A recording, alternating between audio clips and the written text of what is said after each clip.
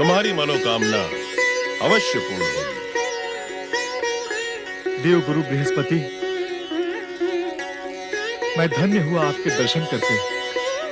आपका आशीर्वाद पाकर अब मुझे पूर्ण विश्वास हो गया है कि मेरी तपस्या अवश्य सफल होगी।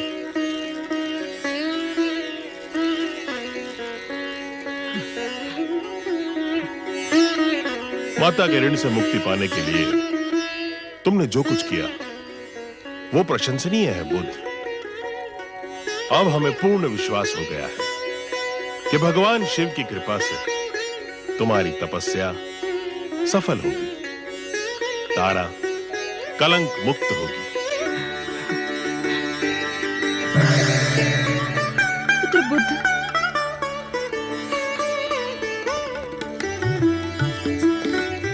तुम्हारे पुत्र की तपस्या के प्रति शुभकामनाएं व्यक्त करने आया हूं देविता। मैं भी यहाँ इसी उद्देश्य से आई हूँ देवगुरु। तुम निश्चिंत रहो, भगवान शिव और माता पार्वती जिस अद्भुत लीला में लीन है उसका संबंध तुम्हारे पुत्र की तपस्या की सफलता से भी है। अब बुद्ध को अपना अधिकार सौंपने का अवसर आ गया है देवगुरु। इसे अपना पुत्र स्वीकार करके इसके मन पर रखा बोझ हटा दे। जब तक स्वयं भगवान शिव बुद्ध की आराधना से प्रसन्न होकर उसे उसकी तपस्या का फल प्रदान नहीं करते, तब तक आपके कहने का ये अर्थ है मैं तब तक कलंक मुक्त नहीं हो सकती, और जब तक मैं कलंक मुक्त नहीं हो जाती आप बुद्ध को पुत्र के रूप में स्वीकार नहीं करेंगे। बुद्ध को पुत्र के रूप में स्वीकार करने के लिए धर्म और नीति का समर्थन होना आवश्यक है देवी। तुम स्वयं समझ सकती हो, अब हमारे मन में बुद्ध के लिए कोई दुविधा नहीं है। यदि हमारे मन में बुद्ध के लिए पुत्रवत प्रेम नहीं उमड़ता तो हम स्वर्गलोक छोड़कर बुद्ध से मिलने यहां क्यों आते?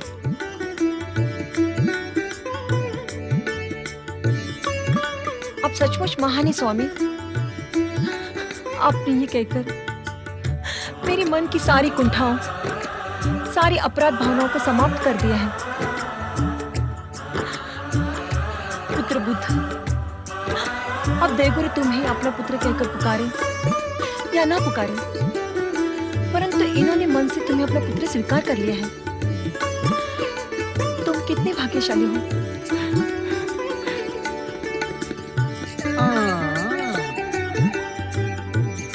अब समझ में आया।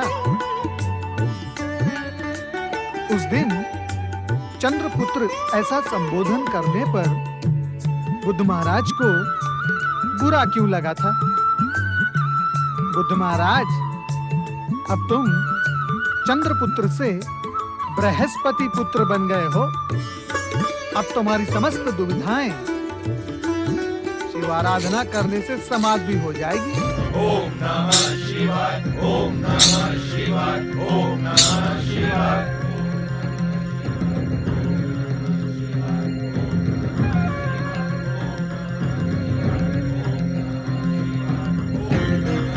क्या बात है स्वामी, अचानक आपको क्या हो गया? सुन नहीं रहे हो? ओम नमः शिवाय का यह सामूहिक स्वर, यह हार्दिक आवाहन सुन रही हूँ स्वामी। भोलेनाथ, सृष्टि रचना की व्यवस्था आपके मार्गदर्शन के बिना छिन्न भिन्न हुई जा रही है। तुरंत पधारे महादेव, तुरंत पधारे। देवादिदेव महेश्वर, आपकी कैलाश में उपस्थिति के बिना सृष्टि पालन कठिन होता जा रहा है। तुरंत पधारे महेश्वर, दर्शन दे महेश्वर। देवी, शक्तिवन की रचना और नारीमय होने का उद्देश्य अब पूर्ण हुआ। अब हमें अपनी ये लीला समेट लेनी होगी। हमें शीघ्र कैलाश लौटना होगा। पृथ्वी और स्वर्ग लोक के प्राणी आपके बिना असुरक्षित अनुभव कर रहे हैं। भोलेनाथ, माता पार्वती सहित तुरंत पधारे। हम आपके दर्शन के बिना चातक के समान तड़प रहे हैं। भोलेनाथ, तुरंत तुरंत दर्शन दें। दर्शन दे भोलेनाथ, दर्शन दे।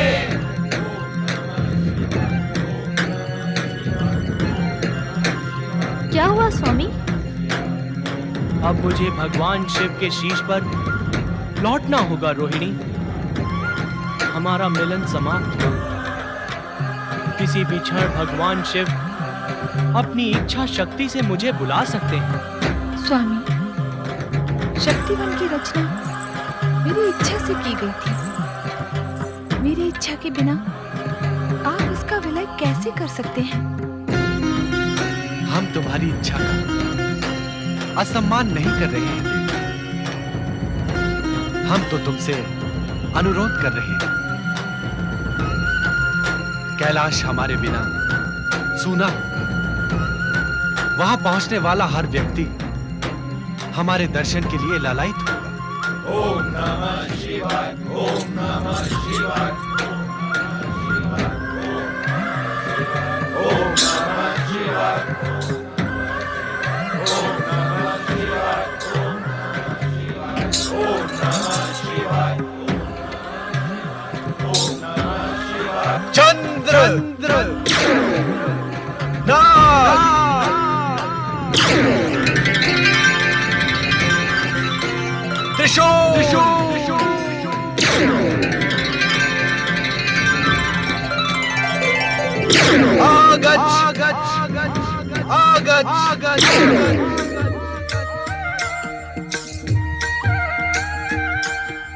आपकी आज्ञा मुझे शिरोधार्य है स्वामी।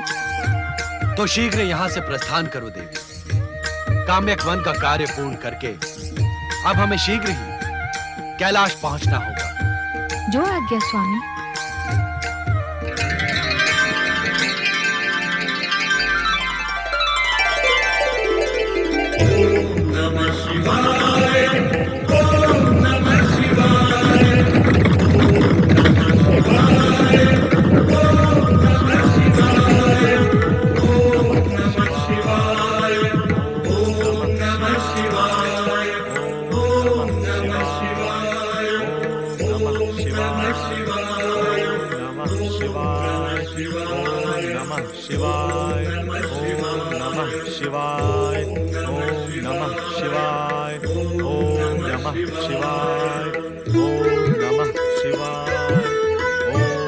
मेरा प्रणाम स्वीकार कीजिए।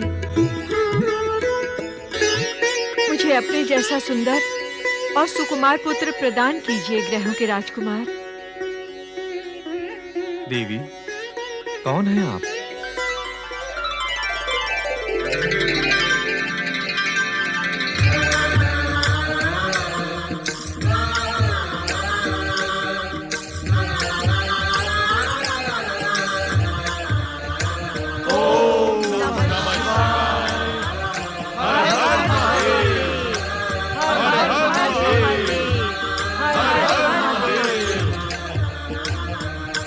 तुम्हारी तपस्या सफल हुई थी। तुम्हारी माता तारा कलंक मुक्त हुई।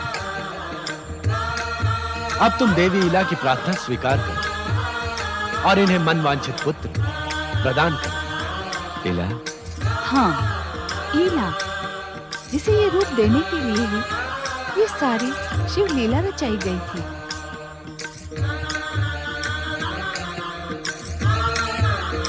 माता, सचमुच आपकी लीला अद्भुत है। महारानी विजया, अब तो तुम प्रसन्न हो ना? तुम्हारे सपनों का युवराज शीघ्र ही तुम्हें प्राप्त होगा। जाओ, राजधानी पहुंचकर शासक का अपना कर्तव्य निभाओ। जो आज्ञा माता।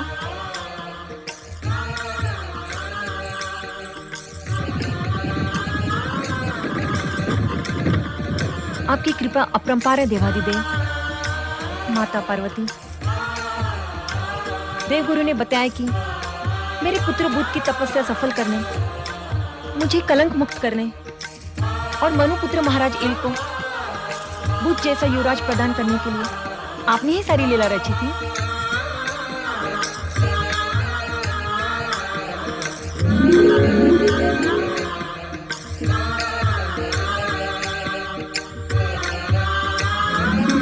देवगुरु बृहस्पति, अब तो आप संतुष्ट हैं ना?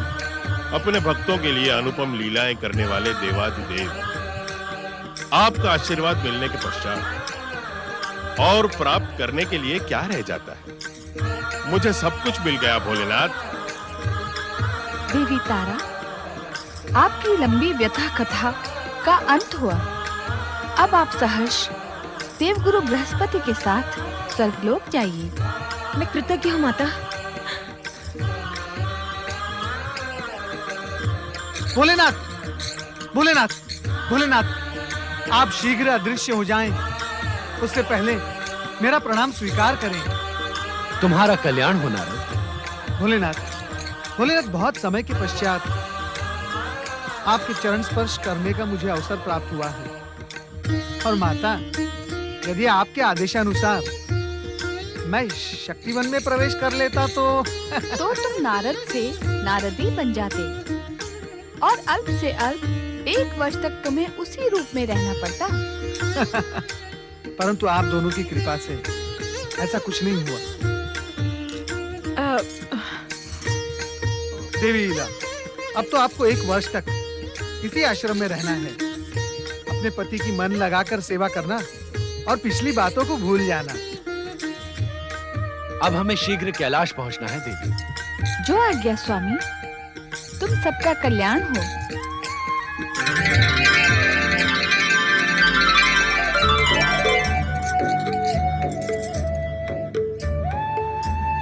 देवगुरु बृहस्पति, अब आप मुझे भी आज्ञा दें। भगवान भोलेनाथ और माता पार्वती के पीछे पीछे मुझे भी कैलाश जाना होगा। वहां पहुंचे ब्रह्मा, विष्णु और देवगण की पुकार मैं सुन चुका हूँ। अवश्य नारद, हम भी स्वर्गलोक पहुंचकर देवगुरु के कर्तव्य का पालन करेंगे। चलो देवी तारा।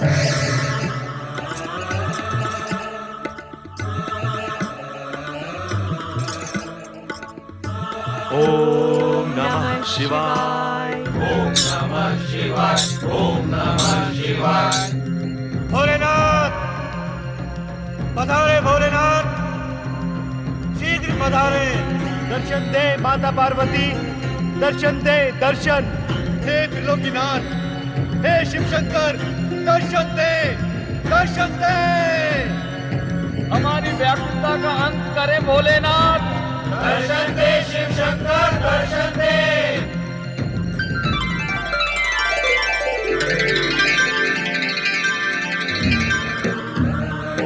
देवाधिदेव शिव शंकर की जय। शक्ति स्वरूपिणी माता पार्वती की जय। हर हर महादेव। हर हर महादेव। ओम नमः शिवाय। देवर्षि, आप यहाँ भी पहुँच गए। नारायण नारायण। भला भगवान भोलेनाथ और माँ भगवती का साथ छोड़कर भक्त कहाँ जा सकता है। और वैसे भी आप दोनों से दूर रहकर मैं बहुत वियोग सहन कर चुका हूँ। और जब यहाँ मेरे आराध्य भगवान श्री हरि विष्णु और मेरे परम पिता ब्रह्मा जी उपस्थित हैं, तो भला नारद कैलाश से दूर कैसे रह सकता है माता? ब्रह्मदेव, श्री हरि, आप तो हमारी हर लीला का रहस्य जानते हैं, फिर आप इतने व्यग्र क्यों हो गए? भोलेनाथ, नंदी तथा शिवगणों की करुण पुकार ने हमें यहाँ आने पर विवश कर दिया। हाँ महादेव, इन्होंने हमें बार बार पुकार कर हमारा आह्वान किया था। कैलाश से आपकी अनुपस्थिति में हमारा उत्तरदायित्व और बढ़ गया था। क्षमा करें भोलेनाथ, हम आपके बिना उद्विग्न विक्षिप्त से हो जाते हैं। हमको अनाथों की भांति छोड़कर ना जाया करें भोलेनाथ। इस विषय में तुम हमसे कुछ न कहो ना। जो कुछ कहना है देवी पार्वती से कहो। शक्तिवन की रचना की प्रेरणा इन्हीं की थी। हम माता पार्वती से कुछ नहीं कहेंगे भोलेनाथ। उन्होंने जो भी किया मुझे स्वीकार है। आपके दर्शन लंबे समय के पश्चात पाकर मेरा मन प्रसन्न हो गया भोलेनाथ, प्रसन्न हो गया। आपके पुनः कैलाश लौटने के उपलक्ष्य में हम सभी का मन अति आनंद से प्रफुल्लित हो रहा है। बोलिए त्रिलोकीनाथ भगवान शिव शंकर की शक्ति स्वरूपा माता पार्वती की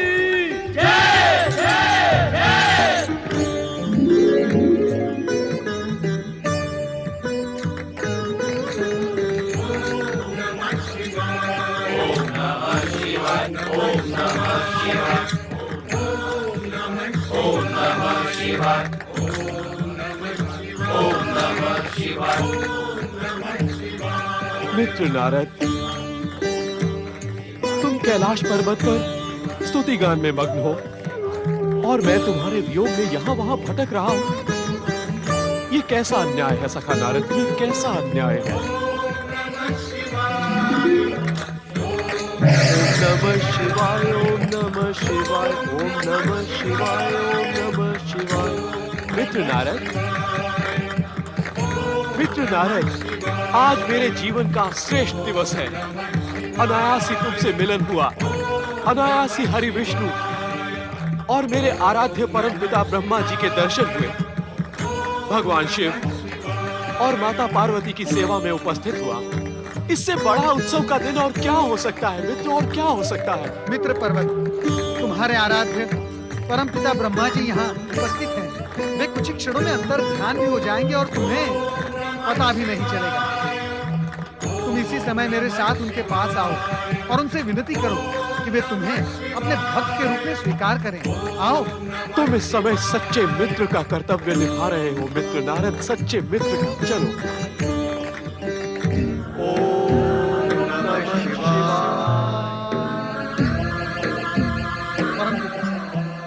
ये पर्वत रात दिन आपके नाम का जाप करता रहता है। ये आपका भक्त बनने के लिए आतुर है। कृपया आप इसे आशीर्वाद दें कि आपकी कृपा इस पर बनी रहेगी। नारद, हमें देखकर आश्चर्य हुआ कि हमारी भक्ति प्राप्त करने के लिए इन्हें तुम्हारी सहायता की आवश्यकता आ पड़ी। जो भक्त अपने आराध्य से स्वयं संबंध स्थापित नहीं करता है, उसकी भक्ति स्थायी नहीं रहती है। मित्र नारद, लगता है परम पिता ब्रह्मदेव मुझसे अप्रसन्न है। पर्वत, तुम्हारी बातों में आकर मैं अपने आराध्य श्रीहरि विष्णु से बात भी नहीं कर पाया। देवर्षि नारद, तुम्हारा ये मित्र तुम्हारे समान चतुर और प्रबुद्ध नहीं है? नारायण नारायण, क्या करूं माता। मेरे मित्र पर्वत का मस्तिष्क पर्वत की भांति अचल है। यदि इससे कोई भूल हो गई हो तो मैं क्षमा प्रार्थी हूँ। नारद, तुम्हारे ये मित्र पहली बार कैलाश आए और इन्होंने हमें स्वागत का अवसर ही नहीं दिया। भोलेनाथ, आप तो करुणा के अवतार हैं। इस भोले पर्वत को ये समझ में नहीं आया कि कैलाश पर आते ही उसे सर्वप्रथम आपको और माता पार्वती को वंदन करना चाहिए था। पर्वत, भगवान भोलेनाथ और माता पार्वती से क्षमा याचना करो। क्षमा करें भोलेनाथ, क्षमा करें माता। मैं अज्ञानी मतिहीन हूँ। मुझे भी अपने चतुर मित्र नारद के समान चतुराई का वरदान दे। तुम्हारा कल्याण हो पर्वत, तुम्हारी कामना शीघ्र ही पूर्ण हो। भोलेनाथ, अब आप हम सबको आज्ञा दें। ओम नमः शिवाय। ओम नमः शिवाय। हर हर महादेव, जय जय ब्रह्मदेव। नारायण नारायण। मित्र पर्वत, कहाँ है भगवान भोलेनाथ और कहाँ है परमपिता ब्रह्मा जी? क्या तुम अपने कल्पना विश्व में भ्रमण कर रहे हो? मैं अत्यंत अज्ञानी और जड़ बुद्धि हूँ मित्र नारद, ये तुमने सिद्ध कर दिया है। मुझे दोष ना दो, मुझे दोष ना दो मित्र पर्वत। तुम्हें अपनी ही बुद्धि ने ठगा है। ना तो तुम अपनी बुद्धि का उपयोग करते हो, ना ही अपनी चतुराई का, जो तुम्हारे इस पर्वत जैसे मस्तिष्क में छिपी हुई है। तुम सत्य कह रहे हो नारद। अब भगवान शिव ने मुझे चतुराई का वरदान दे दिया है, तो मन में आशा जागृत हो गई है कि मैं शीघ्र ही अब तुम्हारे पद चिन्हों पर चलने लगूंगा। परंतु तुमने मुझे अभी तक ये तो बताया ही नहीं कि हम जा कहाँ रहे हैं। नारायण नारायण। अवश्य बताऊंगा पर्वत, अवश्य बताऊंगा। परंतु तुम मुझे ये बताओ कि तुमने कैलाश पर परमपिता ब्रह्मा जी के दर्शन किए, भगवान श्री हरि विष्णु के दर्शन किए, भगवान भोलेनाथ और माता पार्वती तो वहीं विराजित हैं। वहां देवराज इंद्र थे, देवगण थे, परंतु वहां कौन नहीं था, ये तुमने नहीं सोचा। मित्र नारद, क्या तुमने अभी से मेरी बुद्धि की परीक्षा लेनी आरंभ कर दी है? तुमने ऐसा प्रश्न किया है जिसका उत्तर मुझे नहीं सूझ रहा है। अब तुम ही बताओ, तुम्हारे इस प्रश्न का तात्पर्य क्या है? नारायण नारायण, देवगुरु बृहस्पति को वहां ना देखकर तुम्हें आश्चर्य नहीं हुआ? हाँ, हुआ नहीं हुआ। मुझे गुरुदेव का स्मरण ही नहीं हुआ। मैं तुम्हारे साथ ऐसा खो गया कि सब भूल गया। एक शिष्य का अपने देवगुरु को भूल जाना, ये अच्छी बात नहीं है। ये अच्छी बात नहीं, इतना ही नहीं, ये बहुत बुरी बात है। मुझ जैसे शिष्य का स्मरण करके गुरु बृहस्पति अवश्य ही दुखी होते होंगे। परंतु इस समय वे दुखी नहीं, संतुष्ट हैं। हमारी गुरु भार्या देवी तारा का साथ जो उन्हें मिल गया है, लंबे वियोग के पश्चात दोनों का मिलन हुआ है। गुरु भार्या देवी तारा, ये नाम तो मैं पहली बार सुन रहा हूँ। नारायण नारायण, पर्वत, तुम जो सुनो जो करो सो अल्प है, परंतु केवल ये बताओ कि इतना सब जानने के पश्चात भी क्या तुम्हें देवगुरु और गुरु भार्या के दर्शन एक साथ करने की इच्छा नहीं हो रही? यदि तुम्हारी इच्छा हो रही है तो मेरी इच्छा क्यों न होगी? तुम्हारा मित्र जो हूँ। आहा हा हा, धन्य हो तुम पर्वत, धन्य हो। तुम्हारे साथ कुछ भी बोलना व्यर्थ है। एक शब्द का उच्चार न करो और चलो मेरे साथ देवगुरु बृहस्पति के पास। चलिए। ओम नमः शिवाय, ओम नमः शिवाय, ओम नमः शिवाय। प्रणाम देवगुरु, प्रणाम देवी। पधारे देवराज इंद्र, देवी शची, देवगण, आपका स्वागत है। देवी तारा, आपको स्वर्गलोक में पाकर अत्यंत प्रसन्नता हुई। लंबे समय से हमें आपकी प्रतीक्षा थी। हर कार्य समय आने पर ही संपन्न होता है देवराज। देवी तारा का यहाँ आगमन भगवान शिव और माता पार्वती की कृपा से ही हुआ है। जय गुरुदेव। प्रणाम गुरुदेव, प्रणाम गुरु भार्या। मैं क्षमा प्रार्थी हूँ गुरुदेव। आप तो जानते हैं कि मेरी बुद्धि कभी कभी मेरा साथ नहीं देती। देवगुरु, अब हम दोनों आपके पास यहाँ नियमित रूप से आएंगे और आप दोनों से आशीर्वाद प्राप्त करेंगे। आप सबकी शुभकामनाएं पाकर हम धन्य हुए। भगवान शिव आप सबका कल्याण करें। बोलो ओम नमः शिवाय। ओम नमः शिवाय, ओम नमः शिवाय, ओम नमः शिवाय, ओम नमः शिवाय, ओम नमः शिवाय। तुम्हारे कारण ही मेरा पृथ्वी लोक पर आकर तप करना सार्थक हुआ। मेरी माता की अपराध शुद्धि का एक कारण तुम भी बनोगे। बुधग्रह से मेरा पृथ्वीलोक आना सफल होगा। तुम्हारे कारण ही मैं मातृ ऋण से मुक्त हो पाऊंगा। मैं और कुछ नहीं जानती, केवल इतना जानती हूँ कि भगवान शिव और माता पार्वती की कृपा के बिना कोई कार्य सफल नहीं होता। हम उनका ये उपकार जीवन में कभी नहीं भूलेंगे। तुम सत्य कह रही हो इला। शिव आराधना करते हुए तुम्हारी ओर ध्यान जाना मेरी भूल थी। आओ, सच्चे मन से भगवान शिव का स्मरण करें।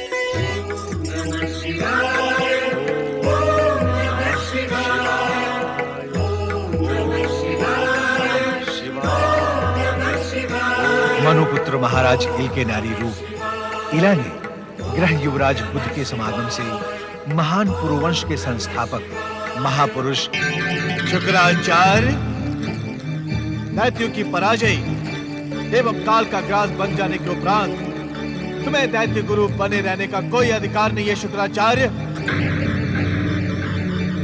तुम जिस दैत्य को भी त्रिलोकपति विश्व विजेता बनाने का प्रयास करते हो, वो दैत्य अपने अहंकार और अज्ञानवश देवताओं के हाथों मृत्यु को प्राप्त होता है। गजासुर, हाँ, उसे तो तुमने अपने तप और सिद्धि से महान पराक्रमी और अवैध बना दिया था, किंतु वो भी देवादिदेव महादेव भगवान शंकर के हाथों न केवल मारा गया, अपितु तो उसकी प्रार्थना पर भोलेनाथ ने उसका चर्म वस्त्र के रूप में धारण कर लिया। इस पराजय का उत्तरदायी गजासुर नहीं शुक्राचार्य, तुम हो तुम। ये पराजय गजासुर के पराक्रम की नहीं, तुम्हारे अहंकारी अज्ञान, आधारहीन तप और अस्तित्वहीन सिद्धियों की हुई है। जब तुम महान माता दीदी के दैत्य पुत्रों की रक्षा नहीं कर सकते, तब तुम उन्हें मिथ्या शब्द क्यों दिखाते हो? और तुम दैत्यों को विश्व विजय नहीं बना सकते, तो उनके भीतर विश्व विजय का भ्रम उत्पन्न क्यों करते हो? जब दैत्यों की आसुरी शक्ति देवताओं की शक्ति के सामने पराजित हो जाती है, तो तुम उन्हें शक्ति का विश्वास ही क्यों दिलाते हो? क्या तुमने दैत्यों के सर्वनाश के लिए जन्म लिया है शुक्राचार्य?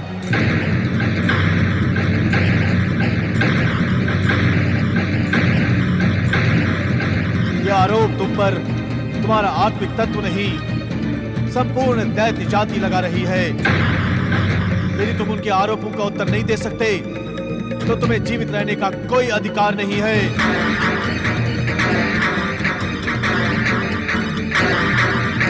तुम पर मृत्यु ही भले लगेगी शुक्राचार्य, तुम पर मृत्यु ही भली लगेगी।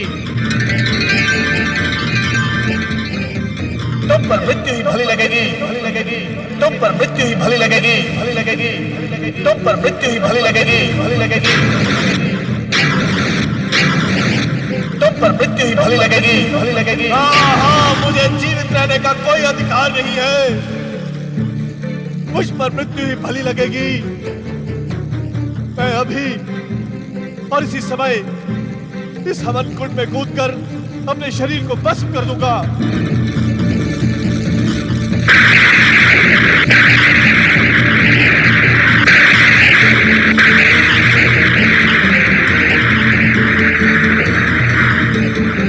तुम पर मृत्यु ही भली लगेगी शुक्राचार्य, तुम पर मृत्यु ही भली लगेगी। तुम पर मृत्यु ही भली लगेगी, भली लगेगी। तुम पर मृत्यु ही भली लगेगी, भली लगेगी। तुम पर मृत्यु ही भली लगेगी, भली लगेगी। तुम पर मृत्यु ही भली लगेगी, भली लगेगी। मुझे जीवित रहने का कोई अधिकार नहीं है। मुझ पर मृत्यु ही भली लगेगी। मैं अभी और इसी समय इस हवन कुंड में कूदकर अपने शरीर को भस्म कर दूंगा।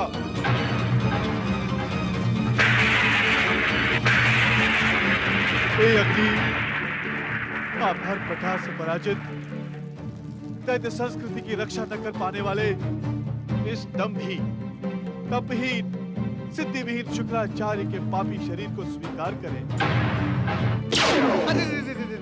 दैत्य गुरु शुक्राचार्य, कृपया आप ऐसा अनर्थ ना करें। देव ऋषि नारद, आप इस समय यहाँ। आप आश्चर्यचकित हो रहे हैं? नारायण नारायण। दैत्य गुरु, मैं तो लोकहित और जन कल्याण के उद्देश्य से नारायण नारायण का जाप करता हुआ 14 भुवनों में भ्रमण करता ही रहता हूँ।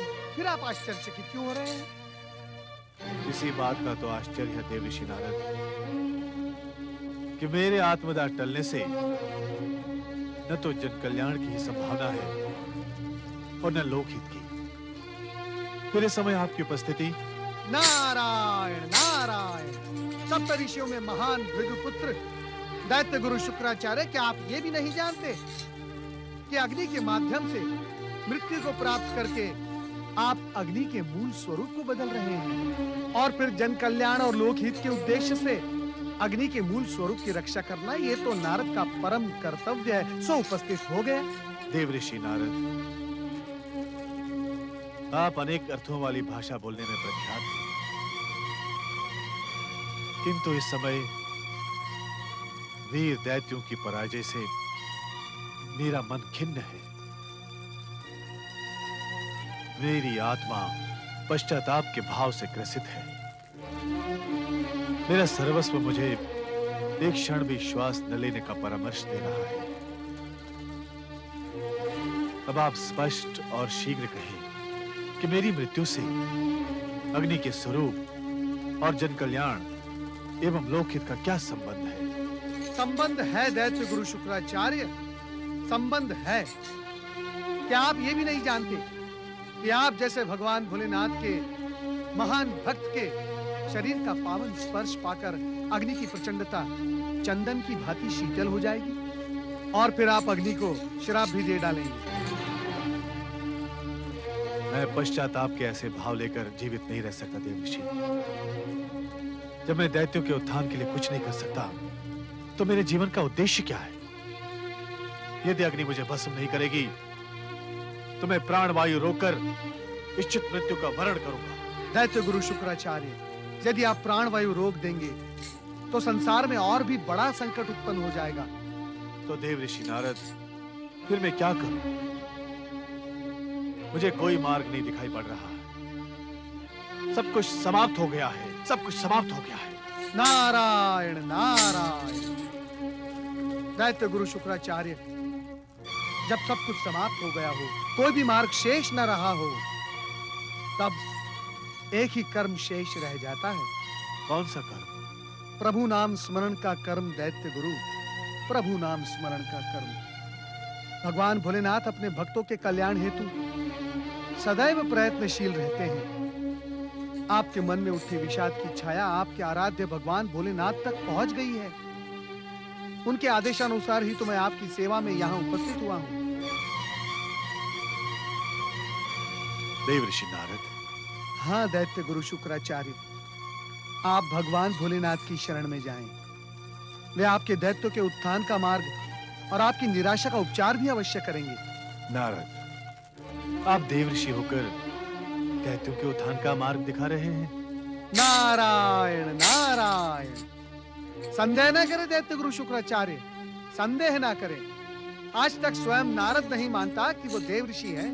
देव ऋषि, ये आप क्या कह रहे हैं? हाँ दैत्य गुरु, जिस क्षण मुझे यह आभास मात्र हो जाएगा कि मैं देव ऋषि हूँ, उसी क्षण से मेरा अहंकार मुझे प्रभु का भक्त भी नहीं रहने देगा। देव ऋषि नारद, आप क्या हैं? आपको समझने में हर बार ये शुक्राचार्य चूक क्यों जाता है? मैं कुछ नहीं हूँ दैत्य गुरु शुक्राचार्य। मैं मात्र परमपिता ब्रह्मा जी का मानस पुत्र, अपने आराध्य जगत के पालनहार श्री हरि विष्णु का भक्त और देवादिदेव महादेव का अनुचर हूँ। इन तीनों महाशक्तियों की आज्ञा का पालन करना यही नारद के जीवन का उद्देश्य है। मैं कुछ नहीं हूँ। देव ऋषि नारद, सत्य में आप प्रणाम के योग्य हैं। ये शुक्राचार्य आपको प्रणाम करता है। नहीं नहीं दैत्य गुरु शुक्राचार्य, यदि आपको प्रणाम ही करना है तो भगवान भोलेनाथ को करें। वे आपका कल्याण अवश्य करेंगे। नारायण नारायण।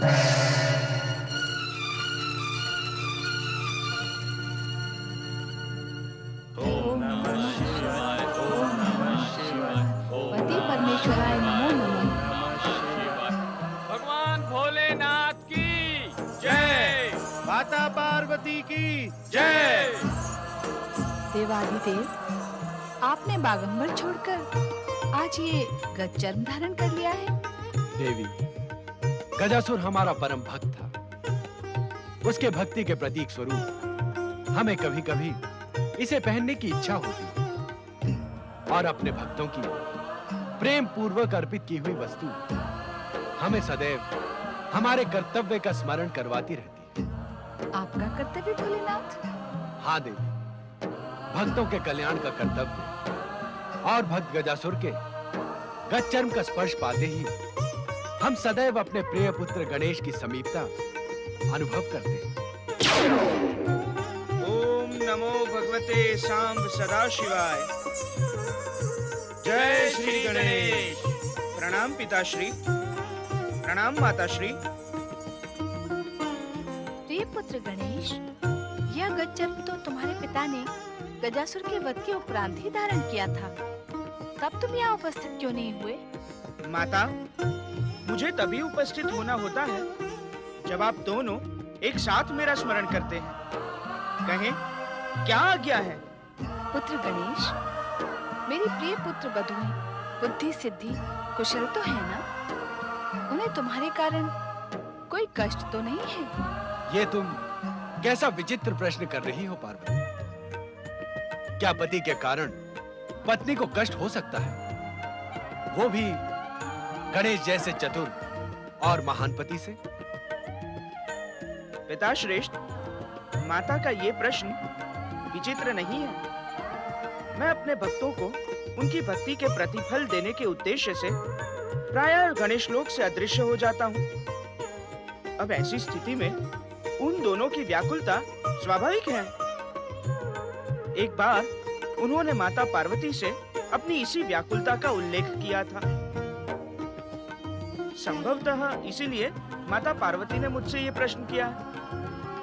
दायित्व और पद को प्राप्त करना बहुत सरल है गजानन, किंतु निर्वाह बहुत कठिन। इन दोनों के मध्य संतुलन बैठा पाने वाला व्यक्ति ही पूजनीय होता है।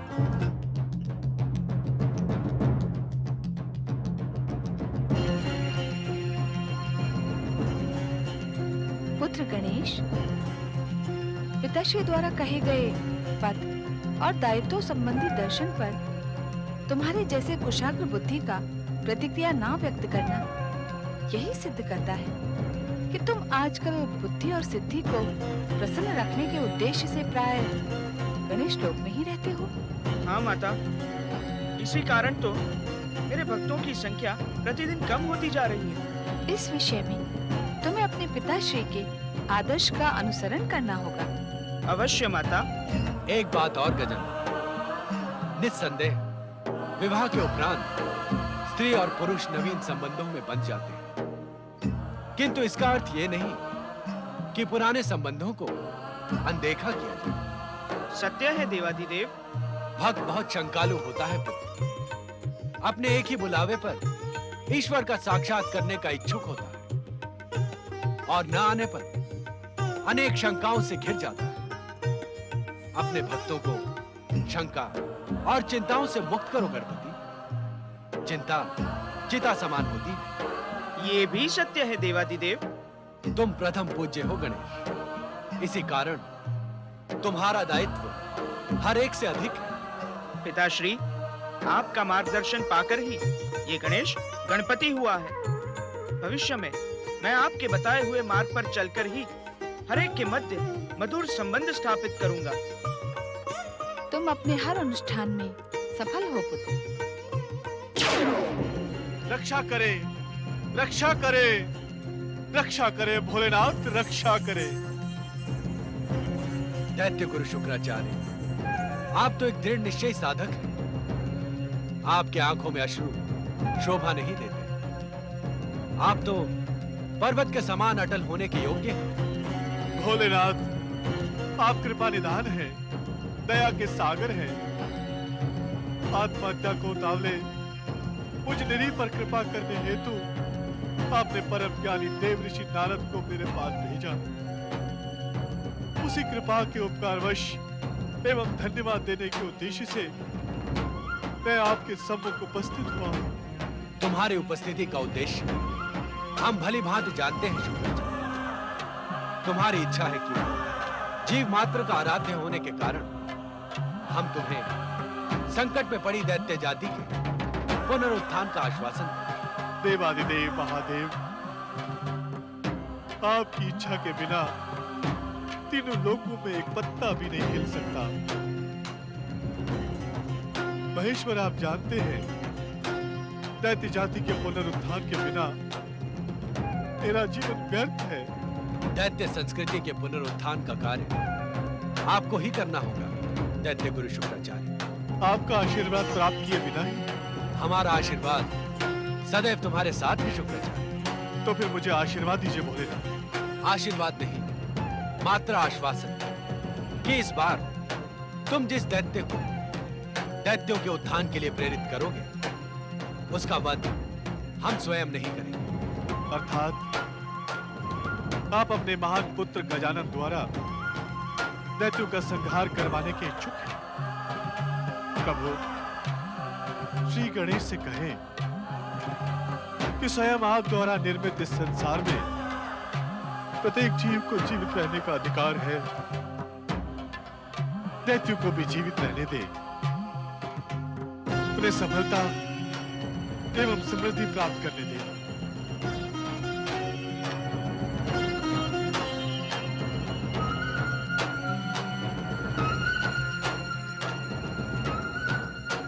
पिता की आज्ञा का अनुसरण करना पुत्र का कर्तव्य होता है। मैं आपकी इच्छा का सम्मान करता हूँ, किंतु आप शुक्राचार्य जी से कहें कि वे दैत्यों को न्याय तथा नीति का ज्ञान अवश्य प्रदान करें। अन्यथा दुष्ट शक्तियों के सर्वनाश के लिए मैं कैसे मुंह मोड़ सकता हूँ? गणेश, इस समय शुक्राचार्य को तुम्हारे आश्वासन की आवश्यकता है। तुम इन्हें आश्वासन प्रदान करो। यदि दुष्ट शक्तियों ने दुष्टता की तो उसका उपाय हम निकाल लेंगे। जो आज्ञा पिता श्रेष्ठ। दैत्य गुरु, मैं आपको आश्वासन देता हूँ कि इस बार जिस दैत्य का उत्कर्ष आप करेंगे, उसका वध मेरे द्वारा नहीं होगा। श्री गणेश की जय। भगवान श्री शिव शंकर की जय।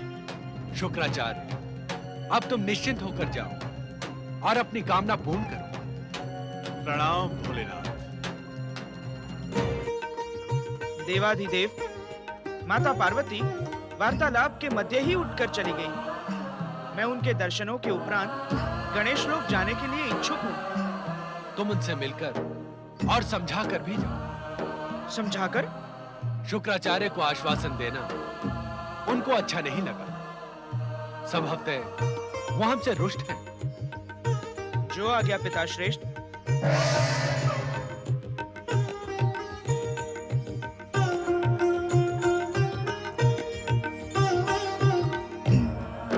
रुष्ट? पति परमेश्वर से रुष्ट? जगत आधार से रुष्ट? ऐसा तो प्रश्न ही नहीं उठता पुत्र। माता, यदि आप रुष्ट नहीं थी तो समाधि स्थल से उठकर चली क्यों आई? गणेश, हर कार्य के पीछे एक कारक होता है और वह कारक शिव इच्छा के अधीन होता है।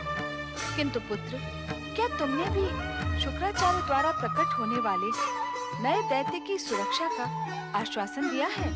माता, मैंने किसी दैत्य की सुरक्षा का नहीं, अपितु उसका वध ना करने का आश्वासन दिया है, वो भी पिता शिव शंकर की आज्ञा पर। भगवान शिव शंकर अपने भक्त शुक्राचार्य को निराश करने के इच्छुक नहीं थे। इसीलिए मैं वहाँ से चली आई गणेश।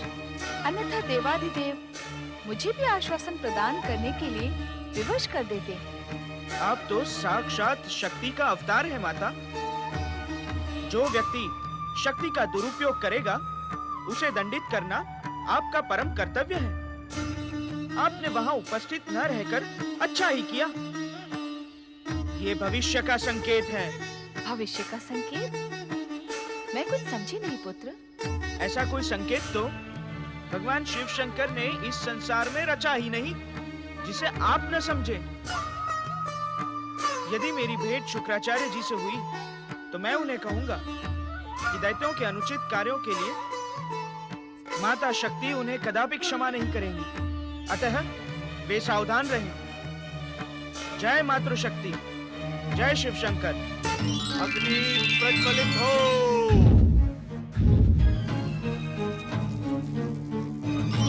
ओम ह्रीं क्लीं पातालवासी दैत्यो प्रकट हो। पातालवासी दैत्यो प्रकट हो।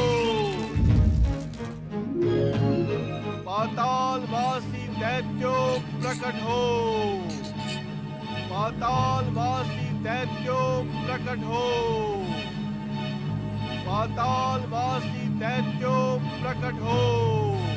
पातालवासी दैत्यो प्रकट हो। पातालवासी दैत्यो प्रकट हो। पातालवासी दैत्यो प्रकट हो।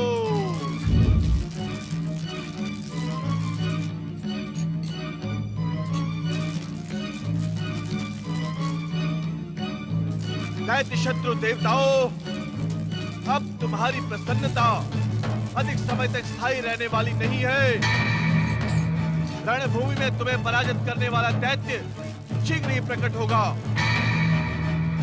देवादिदेव शिव और विघ्नहर्ता गणेश ने मुझे स्वयं आश्वासन दिया है कि वो अब प्रकट होने वाले दैत्यों का वध नहीं करेंगे।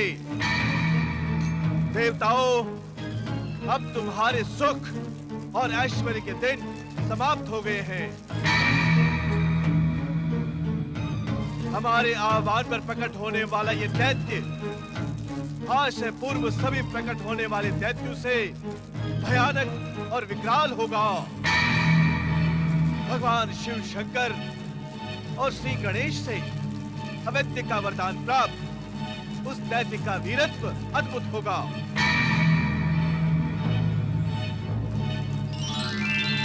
दैत्य संस्कृति के उत्थान के लिए पातालवासी दैत्यों प्रकट हो। अपने महान पूर्वजों की पराजय का प्रतिशोध लेने के लिए पातालवासी दैत्यों प्रकट हो।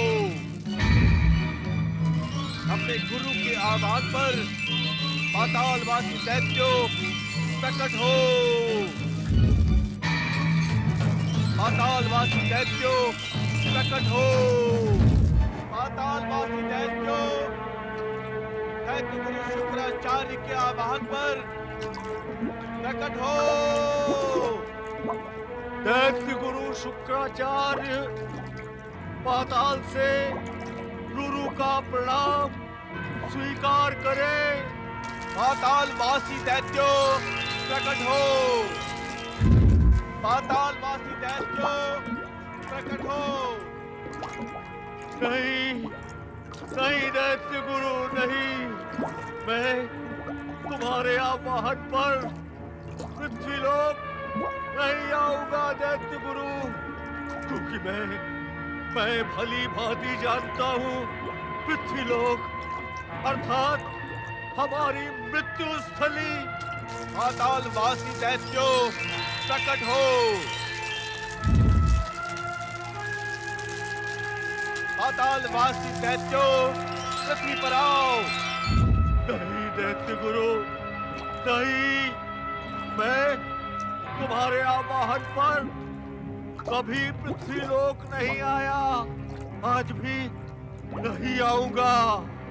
अपने पुत्र को भी नहीं आने दूंगा, क्योंकि मुझे अपने प्राणों से मोह है। पातालवासी दैत्यों मेरा आवाहन सुन रहे हो, इसीलिए दैत्य गुरु मैंने अपने परम प्रिय पुत्र दुर्गम को जन्म से ही महानसी बना दिया। वो वर्षों में केवल एक बार जागता है।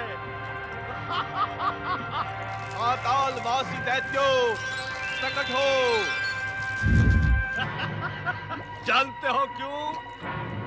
इसलिए कि तुम्हारा समय समय का आमंत्रण कहीं उसके युवा रक्त को उत्तेजित न कर दे दैत्य गुरु। पातालवासी दैत्यों पृथ्वी पर आओ। पातालवासी दैत्यों प्रकट हो। पातालवासी दैत्यों प्रकट हो। पातालवासी दैत्यों प्रकट हो। पातालवासी दैत्यों प्रकट हो। अरे क्यों व्यर्थ का परिश्रम कर रहे हो दैत्य गुरु शुक्राचार्य? क्यों कर रहे हो? पाताल लोक के किसी भी दैत्य में इतनी सामर्थ्य नहीं कि वो पृथ्वी लोक की ओर आंख उठाने का साहस भी कर सके। दैत्य गुरु, अब देव दानवों की शत्रुता भुलाकर देवराज इंद्र की शरण में आ जाओ। हाँ दैत्य गुरु, अब यही मार्ग आपके डगमगाते जीवन की नैया संभाल सकता है। अन्यथा आपका प्रतिशोध आपको ही भस्म कर देगा। और संजीवनी विद्या भी आपको पुनर्जीवित नहीं कर पाएगी। और शुक्राचार्य इतिहास के पृष्ठों में ही सुरक्षित रह जाएंगे।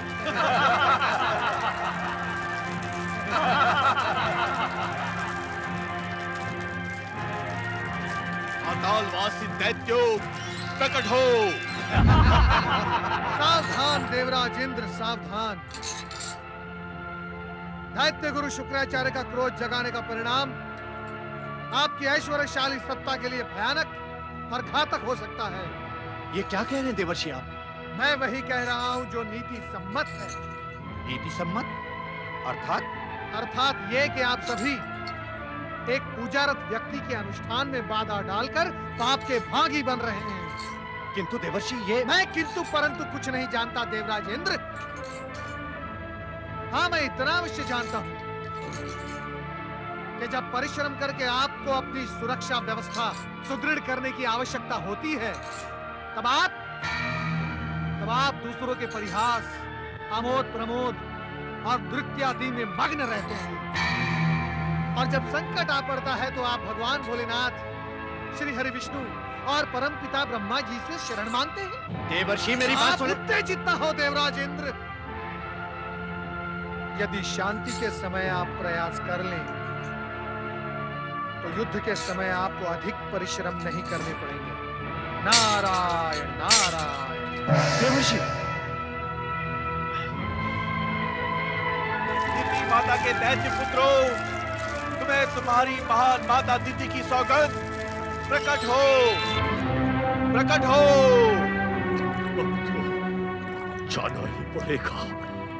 आज जीवन में प्रथम बार दैत्य गुरु के मुख से माता दिति की सौगंध सुन रहा हूँ।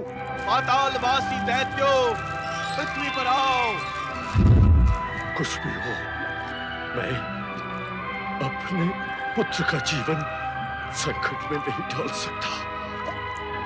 मेरे जीवन की संध्या तो अब हो ही चुकी है, परंतु अपने पुत्र की जीवन रक्षा करना मेरा कर्तव्य है। पातालवासी दैत्यों, पृथ्वी पर आओ। अब मुझे शीघ्रता करनी होगी, अन्यथा दैत्य गुरु अपने चमत्कारी सिद्धि पाश से मुझे खींच लेंगे। पुत्र दुर्गम,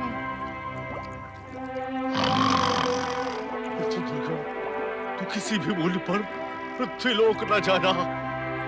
मैंने तो अपना सारा जीवन इन दैत्यों से कायर की उपाधि सुनकर इसी प्रकार बिता दिया, परंतु तुझे उपेक्षा की मार न सहनी पड़े पुत्र, इसलिए बाल्यावस्था से ही तुझे महान सी बना दिया।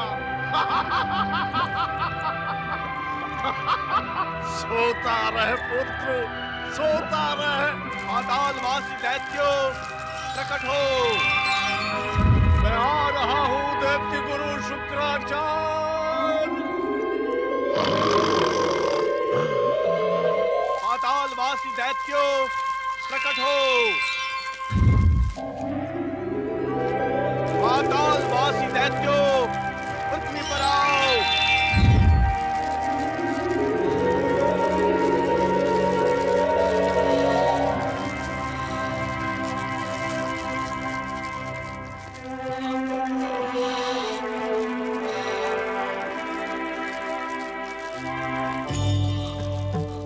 तुम जैसा वृद्ध दैत्य मैंने आज तक नहीं देखा है।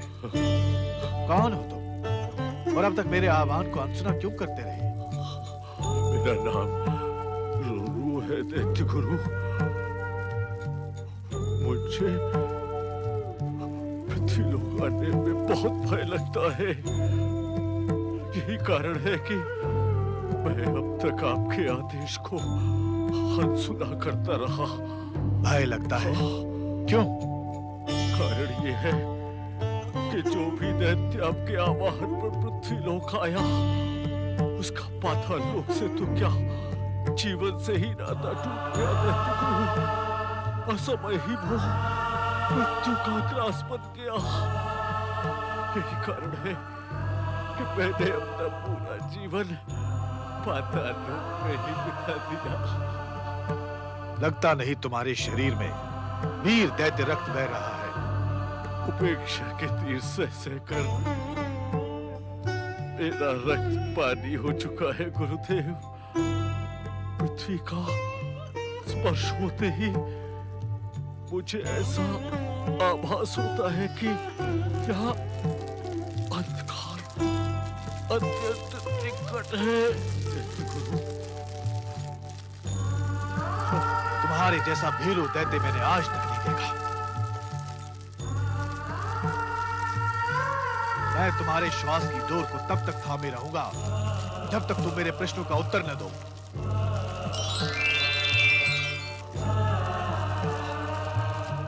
क्या पाताल लोक में एक भी दैत्य जीवित नहीं बचा है?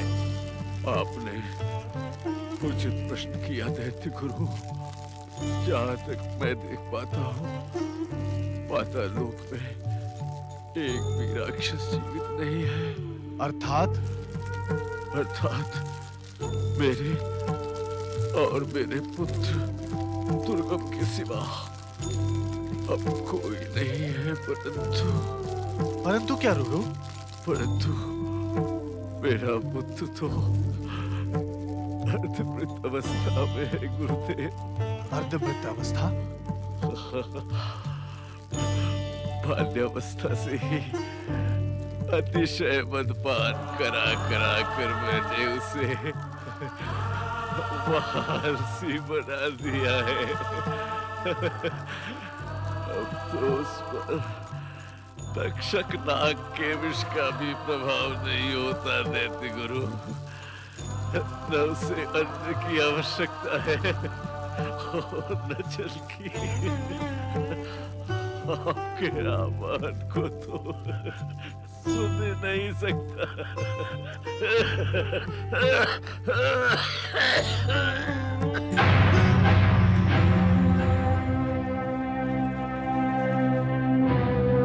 इसे जीवित करना होगा, इसे जीवित करना होगा शुक्राचार्य, इसे जीवित करना होगा।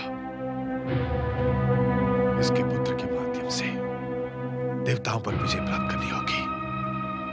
दैत्य संस्कृति का पुनरुत्थान करना होगा।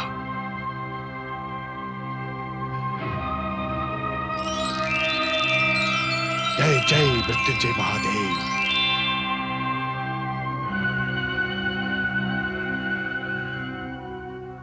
नहीं,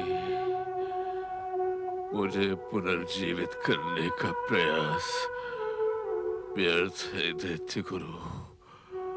यदि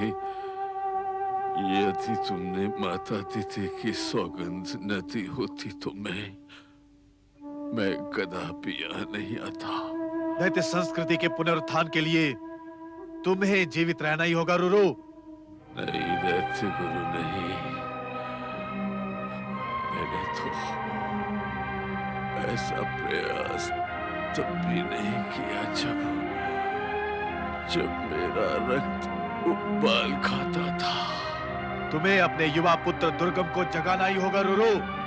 नहीं दैत्य गुरु नहीं, मेरी अमृत आंखें युवा पुत्र की मृत्यु नहीं देख पाएगी गुरुदेव। मुझे ज्ञात है जो भी असुर पृथ्वी पर आया कदापि जीवित नहीं बचा। मेरी इच्छा कदापि नहीं थी कि ये पृथ्वी मेरे मृत शरीर की समाधि बने, परंतु मेरे शब्द टूट रहे हैं गुरुदेव। मुझे देह त्याग की अनुमति प्रदान करें। मुझे क्षमा करें। मैं तुम्हें तब तक क्षमा नहीं करूंगा रुरु, जब तक तुम्हारे पुत्र को दैत्यों के पुनरुत्थान के लिए खड़ा नहीं करूंगा। तुम्हें अपने गुरु की शक्तियों पर बहुत भ्रम है। दुर्गम को पृथ्वी लोक लाकर उसे विश्व विजयी बनाऊंगा। संपूर्ण महाशक्तियों से वरदान प्राप्त करके संपूर्ण जगत को दैत्य संस्कृति स्वीकार करने पर विवश करूंगा।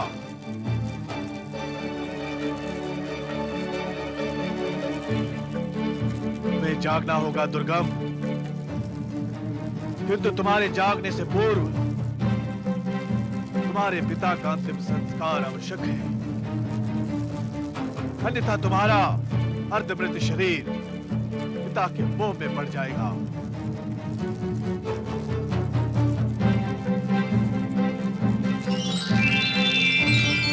ओम नमः शिवाय।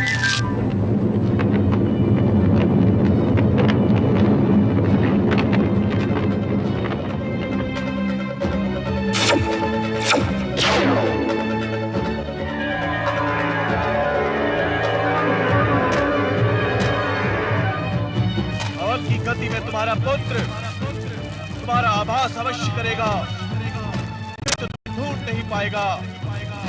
दोरो, तुम तब तक ऐसे ही भटकते रहोगे जब तक मैं तुम्हें क्षमा नहीं करूंगा। अब माता लोग जाना ही पड़ेगा। ओम नमः शिवाय।